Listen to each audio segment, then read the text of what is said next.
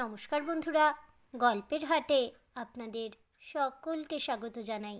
বন্ধুরা, গল্পের হাটে আমার আজকের নিবেদন শ্রী নারায়ণচন্দ্র ভট্টাচার্যের রচিত গল্প দাদার ভাই। গল্পটি শুনে ভালো লাগলে অবশ্যই ভিডিওটি লাইক, কমেন্ট, শেয়ার আর আমার চ্যানেলটিকে সাবস্ক্রাইব করে দেবেন।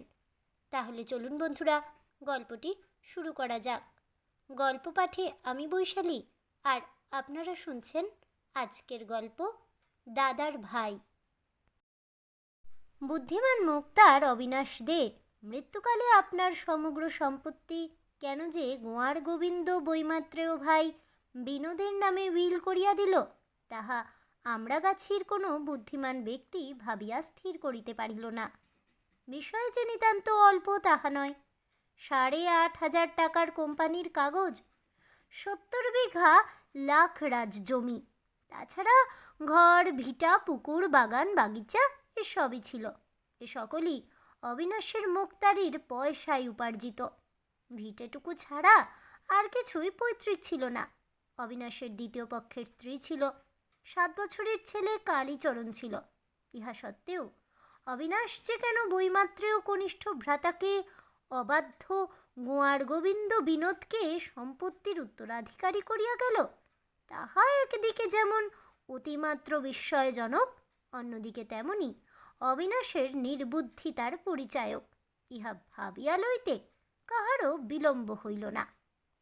বিনোদকে সকলেই গোয়ার গোবিন্দ ও উচ্ছৃঙ্খল ছোকরা বলিয়াই জানিত। সে যে কখনো দাদার বিচারেও সুবোধ বালক বলিয়া গণ্য ছিল না, বরং সকল বিষয়েই অবাধ্যতা প্রকাশ করিয়া দাদার বিরাগ ভাজন হইত। ইহা কাহারও অবিদিত ছিল না। বাপ যখন মারা যান তখন বিনোদের বয়স 10-11 বৎসর। তখনও সে চিন্তামণি গুরু মহাশয়ের পাঠশালায় সর্দারপুরর পদ অধিকার করিয়াছিল। অবিনাশের তখন মুক্তারিতে একটু একটু পয়সার জমিতে ছিল। পিতার মৃত্যুর পর অবিনাশ তাহাকে পাঠশালা ছাড়াইয়া সেনহাটের ইংরেজি স্কুলে ভর্তি করিয়া দিলেন। কিন্তু ছুটিতে দাদা যে কয়দিন বাড়িতে থাকিতেন, সেই কয়দিন বিনোদ স্কুলে যাতায়াতের কষ্ট স্বীকার করিত না। সকালে সন্ধ্যায় পক্ষী শাবকের অন্বেষণ এবং মধ্যাহ্নে মৎস্য শিকার কার্যে ব্যাপৃত হইয়া দিনগুলাকে বেশ সহজভাবেই কাটাইয়া দিত। বাড়িতে মা ছিলেন না। তিনি অনেক আগেই বিনোদকে 4 বৎসরের রাখিয়া সংসার হইতে ছুটি লইয়াছিলেন। ছিল শুধু বৌদিদি, তাহারও সন্তান সন্ততি ছিল না। সুতরাং এই বন্ধ্যা রমণীর সমগ্র স্নেহ মাতৃহীন দেবরকেই কেন্দ্র করিয়া লইয়াছিল।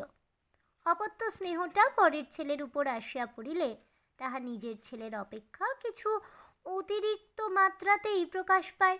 ইহাই স্বাভাবিক নিয়ম। এই নিয়মের বশে বিনোদ বৌদিদির নিকট যেটুকু তাড়না বা তিরস্কার পাইত, সেটুকু তাহার বুদ্ধির নিক্তিতে বৌদিদির স্নেহ অপেক্ষা একটুও গুরু বলিয়া বোধ হইত না। সুতরাং বিনোদ সুখকর মৎস্য শিকার প্রবৃত্তি ত্যাগ করিয়া ক্লেশকর বিদ্যা শিক্ষার দিকে মনোযোগ দেবার আবশ্যকতা আদৌ অনুভব করিত না। অবিনাশ বাড়ি আসিয়া যখন ভ্রাতার বিদ্যা পরীক্ষা করিতে চাহিতেন, তখন ভাইয়ের বিদ্যার দৌড় দেখিয়া চমৎকৃত হইতেন। তারপর লোকের মুখে তাহার গুণের কথা শুনিয়া রাগিয়া উঠিতেন। রাগিয়া বিনোদকে ধমক দিতেন, মারিতে যাইতেন, 2-একটা চড়চাপড়ও দিতে ছাড়িতেন না। তারপর তিনি ভ্রাতাকে পুনরায় স্কুলে ভর্তি করিয়া দিয়া কর্মস্থলে যাত্রা করিতেন। দাদা স্টেশনে না পৌঁছিতেই বিনোদ পুনরায় ছিপ বড়শির সংস্কারে প্রবৃত্ত হইত এবং যাহারা দাদার কান ভারী করিত, তাহাদের গাছের ফল ও পুকুরের মাছ সমূলে নষ্ট করিবার উপায় উদ্ভাবন করিতে থাকিত। এমনি করিয়া 6-7 বৎসর কাটিয়া গেলেও বিনোদ যখন স্কুলের 4র্থ শ্রেণীর কঠোর গণ্ডি ভেদ করিতে পারিল না, অধিকন্তু নবোদ্গত গুম্ফরাজি লইয়া অজাত গুম্ফ বালকদের সহিত এক আসনে বসিতে লজ্জা অনুভব করিতে লাগিল, তখন অবিনাশ বিরক্ত হইয়া তাহাকে স্কুল ছাড়াইয়া দিলেন। বিনোদ হাঁফ ছাড়িয়া বাঁচিল। বড় বউ স্বামীকে অনুরোধ করিল, বেন্দার বয়স হয়েছে, বিয়ে দাও। দুই একবার স্ত্রীর অনুরোধে উপেক্ষা প্রদর্শন করিলেও শেষে অবিনাশকে ভ্রাতার বিবাহের চেষ্টা দেখিতে হইল। ছেলের কোনো গুণ না থাকিলেও এদেশে মেয়ের অভাব হয় না। বেটা ছেলে তো বটে, সুতরাং অনেক জায়গা হইতে বিবাহ সম্বন্ধ আসিতে লাগিল। অবিনাশ তাহাদের মধ্যে একটা ভালো ঘর, ভালো মেয়ে দেখিয়া দেনা পাওনা স্থির করিয়া ফেলিলেন এবং মাঘ মাসে বিবাহের দিন স্থির করিয়া পূজার ছুটিতে মেয়েকে আশীর্বাদ করিয়া গেলেন। কিন্তু অগ্রহায়ণের শেষে বিনোদ হঠাৎ একদিন মামার বাড়ি গিয়া মামার প্রতিবেশী দিনু ঘোষের 14 বছরের মেয়েকে বিবাহ করিয়া ঘরে ফিরিল। অবিনাশ রাগে আগুন হইয়া উঠিলেন। বড় বউ তাহাকে শান্ত করিল, বলিল, বেন্দার কাজটা ভালো হয়নি বটে, বউ কিন্তু দিব্যি মনের মতো হয়েছে। অগত্যা অবিনাশকে তাহা মানিয়া লইতে হইল। অতঃপর অবিনাশ আদালতে বিনোদের চাকরি করিয়া দিলেন। কিন্তু বিনোদ 2 দিন কাজ করিয়াই বুঝিতে পারিল এইরূপে 10টা 5টা পর্যন্ত এক জায়গায় বসিয়া কলম পেশা তাহার কম্য নয়। বিশেষত মধ্যাহ্ন উপস্থিত হইলেই মাঠ পুকুরের ধারে বটগাছের ছায়ায় বসিয়া চারের চারিপাশে বৃহৎ বৃহৎ রোহিত মৎস্যের উল্লম্ফন একাগ্র চিত্তে নিরীক্ষণ করিবার স্মৃতি ভাসিয়া তাহাকে বড়ই অধীর করিয়া তুলিত। এ অধীরতা বিনোদ অধিক দিন সহ্য করিতে পারিল না। 1 সপ্তাহ চাকরির পর অসুস্থ হইয়া বিনোদ সেই যে বাড়ি গেল, আর কর্মস্থলে ফিরিল না। প্রত্যহ সদ্যোদ্ধৃত মৎস্য ভোজন দ্বারা রোগের প্রতিকার করিতে লাগিল। বড় বউ বলিল, হাঁ রে বেন্দা, চাকরি করবি নে তো খাবি কি? বিনোদ উত্তর করিল, দাদা জানে। বড় বউ বলিল, দাদা কি তোকে চিরকাল বসিয়ে খাওয়াবে? জোরে মাথা নাড়িয়া বিনোদ বলিল, নিশ্চয়ই। বড় বউ হাসিয়া উঠিল। অবিনাশ শুনিয়া বলিলেন, নেহাত হতভাগা। তারপর একদিন বড় বউ অন্তিম শয্যায় শয়ন করিয়া স্বামীর হাত ধরিয়া যখন ক্ষীণ কাতর কণ্ঠে জিজ্ঞাসা করিল, ওগো বেন্দার কি হবে? তখন অবিনাশ কোঁচার খুঁটে চোখ মুছিয়া অশ্রুরুদ্ধ কণ্ঠে বলিলেন, তার জন্য কাতর হইও না বড় বউ, আমার যা কিছু সবই তাঁর। বড় বউ নিশ্চিন্ত মনে হাসিতে হাসিতে পরলোকে চলিয়া গেল। বৌদিদির মৃত্যুতে বিনোদ 3 দিন 3 রাত্রি অন্ন জল স্পর্শ করিল না। 2 মাস মাঠ পুকুরের ধারে গেল না। কিছুদিন পরে অবিনাশ পুনরায় দ্বার পরিগ্রহ করিলেন। নূতন বড় বউ আসিয়া পুরাতন সংসারে জাঁকিয়া বসিল। একটা পুত্র সন্তান জন্মগ্রহণ করিল। বিনোদেরও একটি মেয়ে হইল। কিন্তু বিনোদের প্রকৃতির কিছুমাত্র পরিবর্তন হইল না। সে মাছ ধরিয়া তাস পিটিয়া স্বচ্ছন্দ চিত্তে দিন কাটাইতে লাগিল। এদিকে হঠাৎ অবিনাশের দিন ফুরাইয়া আসিল। অবিনাশ যখন তাহা বুঝিতে পারিলেন তখন তিনি তাড়াতাড়ি একখানা উইল করিয়া ফেলিলেন এবং তাহাতে বিনোদকেই তাহার সমগ্র সম্পত্তির অধিকারী করিয়া সতীসাধ্যীর অন্তিম শয্যা পার্শ্বে যে প্রতিজ্ঞা করিয়াছিল তাহা রক্ষা করিলেন। লোকে সে প্রতিজ্ঞার কথা জানিত না, সুতরাং তাহারা অতিমাত্র বিস্ময় প্রকাশ করিতে লাগিল। লোকে ভাবিয়াছিল বিনোদের নামে উইল করিলেও অবিনাশ আপনার ভূসম্পত্তি বা নগদ টাকা কড়ির কিছু না কিছু স্ত্রীপুত্রকে দিয়া যাইবেন। কিন্তু শ্রাদ্ধ শেষে সর্বসমক্ষে যখন উইল পড়া হইল তখন লোকের বিস্ময় সীমা অতিক্রম করিল। উইলে স্ত্রীপুত্রের নাম উল্লেখ পর্যন্ত ছিল না। শ্রীপতি ঘোষাল বলিলেন, তাই তো, অবিনাশ বুদ্ধিমান হয়ে এমন কাজটা কেন করে গেল? ভোলানাথ ঘোষ বলিল, মাথার ঠিক ছিল না, সেটাও দেখা দরকার। বুড়া মৃত্যুঞ্জয় দত্ত মাথা নাড়িয়া বলিলেন, এখন এই বিধবা আর নাবালক দাঁড়ায় কোথায়, সেইটাই হচ্ছে প্রধান ভাবনা। বিনোদ রাগিয়া বলিল, পরের ভাবনা এতটা না ভেবে আপনারা নিজের চরকায় তেল দিন না গে দত্তমশাই। দত্ত মহাশয় রাগে মাথা কাঁপাইতে কাঁপাইতে বলিলেন, থামো হে বাপু, নিজের চরকায় তেল দিয়ে দিয়ে মাথার চুল সাদা করেছি, স্ত্রীপুত্র কেউ হলো না, শতাত ভাই হলো আপনার, আমরা সবই বুঝে থাকি। বিনোদ চড়া গলায় উত্তর দিল, বুঝে থাকেন? ঘরের ভাত বেশি করে খাবেন। অবিনাশের দ্বিতীয় পক্ষের শ্বশুর মাধব সরকার উপস্থিত ছিলেন। তিনি বিনোদকে লক্ষ্য করিয়া গম্ভীর স্বরে বলিলেন, রাগ করো না বাবাজি, দত্ত যা যা বলেছেন তা ন্যায্য কথাই বলছেন। বিনোদ বসিয়াছিল, উঠিয়া দাঁড়াইল, ক্রোধকম্পিত কণ্ঠে বলিল, দাদা যা ন্যায্য বুঝেছেন তাই করে গেছেন। দাদার কথার উপর কথা কইবার অধিকার কোনো ব্যাটারি নাই। সরকার মহাশয় বলিলেন, অপরের না থাকলেও আইনের সে অধিকার আছে। চিৎকার করিয়া বিনোদ বলিল, আইন? আইন জানে কোন বেটা? আমার দাদা ছিল আইনের মুহুরি।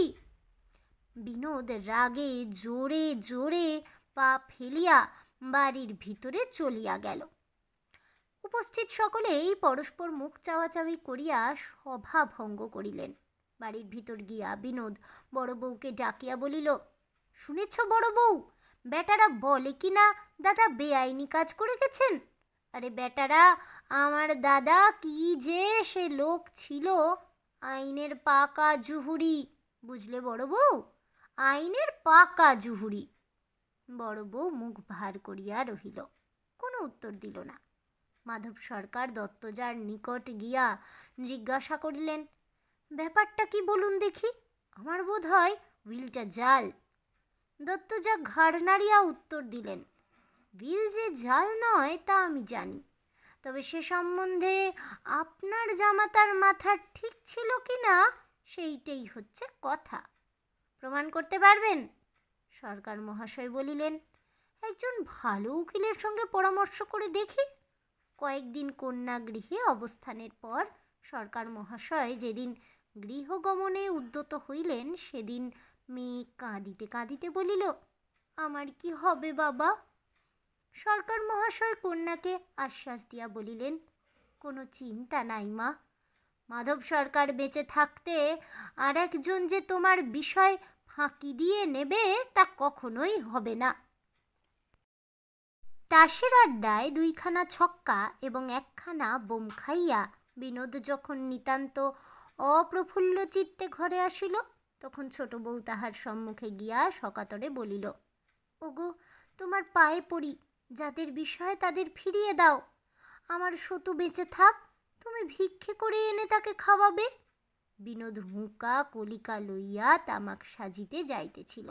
স্ত্রীর কথায় থমকিয়া দাঁড়াইয়া বিরক্তভাবে জিজ্ঞাসা করিল, কেন, হয়েছে কি? ছোট বউ মিনতি করিয়া বলিল, না গো, এমন সাপ সম্পাতের বিষয়ে আমার কাজ নাই। উগ্রস্বরে বিনোদ বলিল, বিষয়ে তোমার দরকার না থাকে, আমার আছে। সাপ সম্পাত দিচ্ছে কে? মৃদুকণ্ঠে ছোট বউ বলিল, যার বিষয় দিদি। বিনোদ মাটিতে পা ঠুকিয়া উচ্চকণ্ঠে বলিল, দিদি সাপ সাপান্ত দেবার কে? বিষয় তাঁরও নয়, তার বাবারও নয়, আমার দাদার রোজগার করা বিষয়, আমাকে দিয়ে গেছে। হাত দুইটা জোর করিয়া ছোট বউ সভয়ে বলিল, ওগো, তোমার পায়ে পড়ি, একটু আস্তে কথা কও, ও ঘরে দিদির বাবা আছেন। কিন্তু আস্তে কথা কওয়া বিনোদের আদৌ প্রকৃতিগত ছিল না। তাহার উপর রাগিলে তো রক্ষা ছিল না, সুতরাং সে পূর্ববৎ জোর গলায় বলিল, থাকলেই বা দিদির বাবা, আমি কারো চুরি করি নাই যে আস্তে আস্তে কথা কইব। দিদির বাবা কি বলেছেন? ছোট বউ নত মুখে শঙ্কা কম্পিত কণ্ঠে বলিল, কত কি মোকদ্দমা করবেন, তোমাকে জেলে দেবেন, এমনি কত কথা বলছেন। বিনোদ চিৎকার করিয়া বলিল, সরকার মহাশয়, এইসব কুমন্ত্রণা দিতেই বুঝি মেয়ের কাছে আসেন? এমন যদি হয় তাহলে। সম্মুখের ঘর হইতে সরকার মহাশয় ডাকিয়া বলিলেন, তাহলে কি হবে গো বিনোদবাবু? সরকার মহাশয় আসিয়া দরজার কাছে দাঁড়াইলেন। বিনোদ জ্বলন্ত দৃষ্টিতে তাহার দিকে চাহিল। সরকার মহাশয় তীব্র শ্লেষের স্বরে বলিলেন, মেয়ে তাড়াবে নাকি? গর্জন করিয়া বিনোদ বলিল, দেখুন সরকার মশাই, আপনি কুটুম্ব মানুষ, কুটুম্বের মতো আসবেন যাবেন। সরকার মহাশয় বলিলেন, আর তুমি পরের বিষয় নিয়ে দিব্যি মজা ওড়াও। রাগে চিৎকার করিয়া বিনোদ বলিল, আমি আপনার বাবার বিষয় নিতে যাই নাই। মাথাটা নাড়িতে নাড়িতে গম্ভীর স্বরে সরকার মহাশয় বলিলেন, আমার বাবার বিষয়ে হাত দেয় এমন বেটার ছেলে আজও জন্মায়নি। নাবালক ভাইপোর বিষয়টা ফাঁকি দিয়ে নেওয়ার চেষ্টা করছ? চিৎকারে বাড়ি কাঁপাইয়া বিনোদ বলিল, কি আমি ফাঁকি দিচ্ছি? কোন বেটা এমন কথা বলে? ঘাড় নাড়িয়া সরকার মহাশয় বলিলেন, আমি বলি গো বিনোদ বাবু, আমি বলি। তা বাপু, ফাঁকি দেব মনে করলেই ফাঁকি দেওয়া যায় না। আইন আছে, আদালত আছে, বিচার আছে, সেখানে আর জুয়া চুরি খাটবে না। হুঁকা কলিকা ফেলিয়া হাত দুইটা মুষ্টিবদ্ধ করিয়া বিনোদ বলিল, বেরও, বেরও তুমি বাড়ি থেকে। বড় বউ ঘর হইতে ছুটিয়া বাহিরে আসিল এবং পিতার হাত দুইটা জড়াইয়া ধরিয়া চিৎকার করিয়া কাঁদিতে কাঁদিতে বলিল, ওগো বাবা গো, ওর সঙ্গে ঝগড়া করো না গো, ও গুন্ডা এখনই খুন খারাপি করে বসবে। বিনোদ দাঁতে দাঁত চাপিয়া রোষ ক্ষুব্ধ কণ্ঠে ডাকিল, বড় বউ। ছোট বউ গিয়া বিনোদকে টানিয়া ঘরে আনিল। একটু পরে সরকার মহাশয় ছাতা চাদর লইয়া চলিয়া গেলেন। যাইবার সময় তিনি অপেক্ষাকৃত উচ্চ কণ্ঠে কন্যাকে সান্ত্বনা দিয়া বলিয়া গেলেন, তুমি একটুও ভেবো না মা, আমি যদি তোমার বিষয় কড়ায় গণ্ডায় পর্যন্ত আদায় করে দিতে না পারি, তবে আমার নাম মাধব সরকারই নয়। পিতা চলিয়া গেলে বড় বউ আপনার ঘরের দাওয়ায় পা ছড়াইয়া বসিয়া কাঁদিতে কাঁদিতে আপনার অদৃষ্টকে ধিক্কার দিল। স্বর্গগত স্বামীর নির্বুদ্ধিতার উল্লেখ করিয়া অনেক আক্ষেপ করিল। তারপর যে তাহার বিষয় ফাঁকি দিয়া লইতেছে তাহাকে কিরূপ শাস্তি দিতে হইবে সে সম্বন্ধে দিন রাত্রির কর্তাকে উপদেশ দিতে লাগিল। ছোট বউ স্বামীর পা দুইটা জড়াইয়া ধরিয়া কাঁদিতে কাঁদিতে বলিল, ওগো রক্ষা করো, বিষয় ছেড়ে দাও।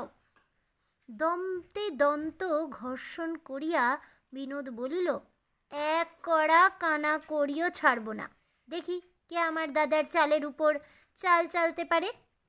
কয়েকদিন পরে বিনোদ যখন জজের কাছে উইলের প্রবেট লইতে গেল, তখন বড় বউয়ের পক্ষ হইতে দরখাস্ত পড়িল। উইল প্রকৃত কিনা সে বিষয়ে আবেদনকারিনীর সন্দেহ আছে এবং উইল করিবার সময়ে উইলকর্তার মস্তিষ্কের বিকৃতি ঘটিয়াছিল কিনা তাহাও সন্দেহের বিষয়। অতএব হুজুর হইতে ইহার সুবিচারের আজ্ঞা হয়। সুতরাং হুজুর বিচারের আজ্ঞা চাইল। রীতিমতো মোকদ্দমা বাঁধিল। দিনের পর দিন গড়িতে লাগিল। সরকার মহাশয় মেয়ের গহনা বেচিয়া উকিল মোক্তারের খরচ যোগাইতে লাগিলেন। কেহ কেহ এরূপ মত প্রকাশ করিল যে এই সময়ে সরকার মহাশয়ের টানাটানির সংসার বেশ একটু সচ্ছল হইয়াছিল, কিন্তু ইহা বিনোদের পক্ষেও দুষ্ট লোকের মতো, সুতরাং সম্পূর্ণ অবিশ্বাস্য। মোকদ্দমা করিতে গিয়া বিনোদ মহা বিপদে পড়িল। সে দেখিল মোকদ্দমায় কেবল টাকার শ্রাদ্ধ হয় না, মান মর্যাদারও রীতিমতো পিণ্ডদান কার্য সম্পন্ন হইয়া যায়। একদিকে মান বজায় করিতে গিয়া অপরদিকে অপমানের এক শেষ হইতে হয়। আহার নিদ্রা ত্যাগ করিয়া হাঁটাহাঁটি করিতে করিতে পা ছিঁড়িয়া যায়। সাক্ষীদের বাড়ি দিনে 3 বার যাতায়াত করিতে হয়, তাহাদের মন জোগাইতে হয়, দোকানের দেনা শোধ করিতে হয়, অনেক অন্যায় আবদার সহ্য করিতে হয়। ছি ছি, লোকে কি সুখে মোকদ্দমা করে? মোকদ্দমায় সুখ না থাকিলেও বিনোদ কিন্তু তাহা ছাড়িল না। ইহার সকল কার্য তাহার সম্পূর্ণ অনভ্যস্ত হইলেও সে এমনই ধীরতার সহিত কাজ করিয়া যাইতে লাগিল যে লোকে তাহার প্রকৃতির বিপরীত আচরণ দর্শনে বিস্মিত না হইয়া থাকিতে পারিল না। বুদ্ধিমান ব্যক্তিরা মত প্রকাশ করিল যে বিষয়ের লোভে অসম্ভবও সম্ভব হয়। মোকদ্দমা যখন পূর্ণ বেগে চলিতেছিল তখন সহসা একদিন বড় বউ হাঁড়ি পৃথক করিয়া লইল, আলাদা রাঁধিয়া খাইল। ছোট বউ জিজ্ঞাসা করিল, তুমি পৃথক হলে দিদি? বড় বউ মুখ ঘুরাইয়া বলিল, তা হলাম বই কি ভাই, আর দাঁতে জিভে ভালোবাসায় কাজ নাই। বিনোদ শুনিয়া গম্ভীর হইয়া রহিল, কিন্তু ছেলেটা বড় গোল বাধাইল। সে কাকাবাবুর সঙ্গে থাকবার লোভ কিছুতেই সংবরণ করিতে পারিল না। বড় বউ ছেলেকে বুঝাইল, ধমক দিল, ছেলে কিন্তু কিছুতেই বাগ মানিল না। বিনোদ আসনে বসিয়া কোলে বসিয়া ডাকিলেই সে মাতার তিরস্কার প্রহার সব উপেক্ষা করিয়া কাকাবাবুর পাশে আসিয়া বসিত। ক্রমে ইহা বড় বউয়ের অসহ্য হইল, এবং শেষে একদিন কালী কাকাবাবুর পাশে বসিয়া যখন ভোজনে উদ্যত হইয়াছে, তখন বড় বউ বাঘিনীর মতো ছুটিয়া আসিয়া ছেলের পিঠে রীতিমতো চড় চাপড় বসাইয়া দিয়া এবং তাহাকে টানিয়া আনিয়া ঘরে পুরিয়া ঘরে শিকল তুলিয়া দিল। ছেলে ঘর হইতে চিৎকার করিয়া ডাকিতে লাগিল, কাকাবাবু গো, কাকাবাবু গো। বিনোদ হাতের ভাত পাতে ফেলিয়া ডাকিল, বড় বউ, বড় বউ। কোনো উত্তর দিল না, গুম হইয়া দাবায় বসিয়া রহিল। বিনোদ বলিল, ওকে ছেড়ে দাও বড় বউ। বড় বউ গম্ভীর কণ্ঠে উত্তর দিল, কেন? বিনোদ, ও ভাত খাবে, আর ভাত খাইয়ে কাজ নাই, গোড়া কেটে আর আগায় জল ঢালতে হবে না। ছাড়বে না? না, বিষয়ে তো গ্রাস করেছ, আবার ছেলেটাকেও গ্রাস করো কেন? বিনোদ কিছুক্ষণ স্তব্ধভাবে বসিয়া রহিল, তারপর বিস্ময়পূর্ণ কণ্ঠে বলিল, তুমি বলো কি বড় বউ? তারপর আমি ওকে ছাড়া ভাত খাবো? বিষ খাওয়াবো নাকি আমি? বড় বউ বলিল, কি খাওয়াবে না খাওয়াবে কে দেখতে গেছে বলো? ঘৃণায় নাসা কুঞ্জিত করিয়া বিনোদ বলিল, ছি, তুমি নিতান্ত ছোট লোক। বড় বউ বলিল, কে ছোট লোক, কে ভদ্রলোক তা বোঝাই যাচ্ছে। বিনোদ চিৎকার করিয়া বলিল, তুমি কিছু বোঝো না বড় বউ, তুমি মাধব সরকারের মেয়ে, উমেশদের ছেলেদের বুঝতে তোমার বাবারও সাধ্যি নাই। বড় বউ রাগিয়া বলিল, দেখো ঠাকুরপো, ঠিক দুপুরবেলা বাড়াবাড়ি করো না, তা বলে দিচ্ছি। বিনোদ আর কোনো কথা বলো না বলিয়া ভোজনে ব্যাপৃত হইল। ছেলেটা তখনও চিৎকার করিয়া ডাকিতেছিল, কাকাবাবু গো। বিনোদ হাতের ভাতগুলোকে থালায় আছড়াইয়া ফেলিয়া উঠিয়া গেল। বড় বউ মুখ ঘুরাইয়া বলিল, আহা, সোহাগ দেখেও বাঁচি না, বলেই মাছ মেরেছে বেড়াল কাঁদে, সম্ব করলে বকে। বছরখানেক পরে মোকদ্দমা মিটিল। বিচারে উইল প্রকৃত বলিয়া সাব্যস্ত হইল। বিনোদ যেদিন রায়ের নকল পাইল, সেদিন তাহার সগর্ব আস্ফালনে পাড়া কাঁপিতে লাগিল। পাড়ার লোক বলিল, বিনোদ মোকদ্দমায় জিতেছ, এবার একদিন খাইয়ে দাও। গর্বস্ফীত কণ্ঠে বিনোদ বলিল, মোকদ্দমায় আবার হার জিত কি? জিত তো হয়েই ছিল। আমার দাদা উইল লিখে গেছে, কারো বাবার সাধ্যি তা রদ করে। দাদা ছিল আইনের জহুরি। বাড়িতে আসিয়া বিনোদ উৎফুল্ল কণ্ঠে ডাকিয়া বলিল, শুনেছ বড় বউ, মোকদ্দমায় জিত হয়েছে। বড় বউ কিন্তু তাহারে আনন্দ সংবাদে কিছুমাত্র উৎফুল্লতা প্রকাশ করিল না। সে ঘরের ভিতর উপুর হইয়া পড়িয়া মৃত স্বামীর উদ্দেশ্যে, ধর্মের উদ্দেশ্যে তীব্র অভিসম্পাত প্রয়োগ করিতে লাগিল। পরদিন ছোট বউ বিনোদকে বলিল, ওগো দিদি বাপের বাড়ি চলল। বিনোদ সবিস্ময়ে জিজ্ঞাসা করিল, কেন? ছোট বউ বলিল, কেন আর কি, দিদি বলছে ওরার এখানে কি বিষয় আশয় তো সবই তোমার। ঈষৎ রুষ্টভাবে বিনোদ বলিল, হলোই বা আমার, তাতে কি এমন, মহাভারত অশুদ্ধ হয়ে গেছে শুনি। ছোট বউ বলিল, কি হয়েছে না হয়েছে তা আমি জানি না, দিদি কিন্তু যাবার জোগাড় করছে। বিনোদ বড় বউয়ের ঘরের কাছে গিয়া ডাকিল, বড় বউ। বড় বউ তখন বাক্স পেঁটরা গুছাইতে ব্যস্ত ছিল। বিনোদের ডাকে কোনো উত্তর দিল না। বিনোদ দাবার উপর উঠিয়া জিজ্ঞাসা করিল, তুমি বাপের বাড়ি যাবে? বড় বউ মুখ না ফিরাইয়াই তাচ্ছিল্যের সহিত উত্তর দিল, হ্যাঁ যাব। কেন যাবে? যাব না তো থাকবো কোথায়? তোমার কি থাকবার জায়গা নাই? কই আর আছে বলো? এমন হতভাগা স্বামীর হাতে পড়েছিলাম যে মাথা গুজে থাকার জায়গাটি পর্যন্ত রেখে গেল না। রাগে চোখ দুইটা কপালে তুলিয়া বিনোদ বলিল, মুখ সামলে কথা কও বড় বউ, আমার দাদা হতভাগা? মুখ ফিরাইয়া গর্জন করিয়া বড় বউ বলিল, 100 বার হতভাগা। যে স্ত্রী পুত্রকে পথে বসিয়ে ভাইকে সর্বস্ব দিয়ে যায়, সে আবার মানুষ?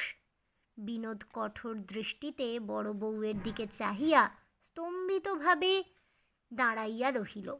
বড় বউ বলিতে লাগিল, যেমন হতভাগার হাতে পড়েছিলাম তেমনি তো ফল ভোগ করতে হবে। আমার সব থাকতেও এখন বাপের বাড়িতে গিয়ে দাসী বৃত্তি করে খাই। বিনোদ বলিল, তা হবে না বড় বউ। বড় বউ জিজ্ঞাসা করিল, কি হবে না? বাপের বাড়ি যাওয়া হবে না। আমার দাদার স্ত্রী যে মাধব সরকারের বাড়িতে দাসী বৃত্তি করবে তা কিছুতেই হতে পারে না। তীব্র শ্লেষের স্বরে বড় বউ বলিল, তবে কি তোমাদের দাসী বৃত্তি করতে হবে? বিনোদ বলিল, তুমি বড় বউ, তুমি দাসী বৃত্তি করবে? কঠোরভাবে বড় বউ বলিল, দাদার বিষয়গুলি হাত করে দাদার স্ত্রীর উপর যে বড় দরদ দেখছি। বিনোদ উচ্চ কণ্ঠে বলিল, বিষয়? বিষয়ের মুখে লাথি মারি। কিন্তু এই আমি বলছি বড় বউ, আমি বেঁচে থাকতে তোমাকে বাড়ি ছেড়ে কোথাও যেতে দেব না। বড় বউ বলিল, 100 বার দেবে। যেখানে আমার মাথা গুজে থাকবার স্থানটা পর্যন্ত নেই, সেখানে আমি কিছুতেই থাকব না। রাগে চিৎকার করিয়া বিনোদ বলিল, আলবাত থাকতে হবে। বিনোদ লাল বেঁচে থাকতে কার সাধ্যি বাড়ির চৌকাঠের বাইরে পা দেয়? গর্জন করতে করতে বিনোদ চলিয়া গেল। বড় বউ বেকতিক দেখিয়া পিতাকে আসিবার জন্য সংবাদ পাঠাইল। 4-5 দিন পরে সরকার মহাশয় আসিলেন। কিন্তু তিনি কন্যাকে আশ্বাস দিয়া বলিলেন, ভয় নাই মা, আমি পুনর্বিচারের প্রার্থনা করব। হাইকোর্টের একজন বড় উকিলের সঙ্গে পরামর্শ করে এসেছি। ততদিন চলো, আমার ঘরেই থাকবে। বড় বউ বলিল, কিন্তু বাবা, ও গুন্ডা যদি যেতে না দেয়? গর্ব প্রফুল্ল কণ্ঠে সরকার মহাশয় বলিলেন, ওর বাবাকে যেতে দিতে হবে। আমি পুলিশের ডায়েরি করিয়ে তবেই এসেছি, তুমি সব গুছিয়ে নাও। বড় বউ তখন পোটলা পুটলি বাঁধিতে লাগিল। বিনোদ ব্যস্তভাবে দাবার উপর উঠিয়া ডাকিল, কেলো কেলো। কালী মাতামহের কাছেই বসিয়াছিল। কাকার ডাক শুনিয়া তাড়াতাড়ি ছুটিয়া তাহার কাছে আসিল। বিনোদ পকেট হইতে একখানা কাগজ বাহির করিয়া বলিল, এই নে। কালী কাগজখানা হাতে লইয়া জিজ্ঞাসা করিল, এ কি কাকাবাবু? সহাস্যে বিনোদ বলিল, ফলারের নিমন্ত্রণপত্র, বুঝলি? কালী বলিল, নিমন্ত্রণ? কোথায়? হাসিতে হাসিতে বিনোদ বলিল, তোর শ্বশুর বাড়িতে, তোর শ্বশুর বাড়ির বিয়ে, তারই নিমন্ত্রণ, যাবি তো? কাকাবাবুর মুখের দিকে চাহিয়া কালী বলিল, তুমি যাবে? বিনোদ বলিল, নিশ্চয়ই। তোর শাশুড়ির বিয়ে, আমি যাব না? উৎফুল্ল স্বরে কালী বলিল, ওহো, আমার শাশুড়ির বিয়ে? বিনোদ তাহাকে 2 হাতে জড়াইয়া ধরিয়া তাহার মুখচুম্বন করিল। তারপর ধীরে ধীরে দাওয়া হইতে উঠানে নামিল। কালী ঘরের ভিতর গেলে সরকার মহাশয় দেখি বলিয়া তাহার হাত হইতে কাগজখানা লইয়া পড়িতে লাগিলেন।